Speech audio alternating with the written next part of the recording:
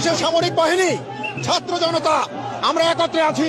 আমরা রাওয়ার 5,000 সদস্য, এই 5,000 সদস্যের মধ্যে অর্ধেকই নবীন, 2,500 আমরা যুদ্ধের মাঠে যেতে পারি।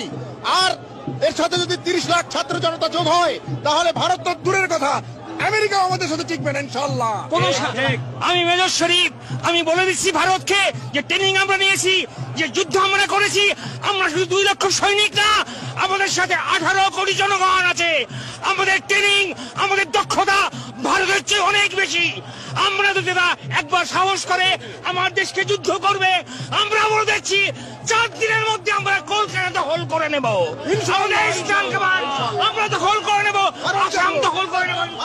দর্শক, যেমন একজন সাবেক আর্মি অফিসার আমাদেরকে জানালেন যে প্রয়োজনে যদি ভারত আমাদের সাথে কোনোভাবেই আসলে শত্রুতার দিকে চলে যায় এবং পরিবেশ যদি অসহিংস হয়ে ওঠে, সেক্ষেত্রে ভারত তা অতি সত্বর দখল করে নেওয়ার ঘোষণা দিয়েছেন সাবেক আর্মি অফিসাররা। এই মুহূর্তে আমরা দেখাচ্ছি যে সাবধান হয়ে যাও, আমরা এখনো বেঁচে আছি, আমরা অবসরপ্রাপ্ত সৈনিক, আমরা ট্রেনিং জমা দিয়ে নাই, আমরা আকাশ থেকে ঝাঁপ দিয়ে পড়তে পারি, আমরা কমান্ডো।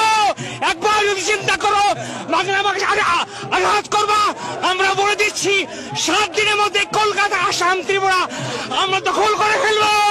আমরা সৈনিক, আমরা মরে যাই নাই, আমরা সৈনিক।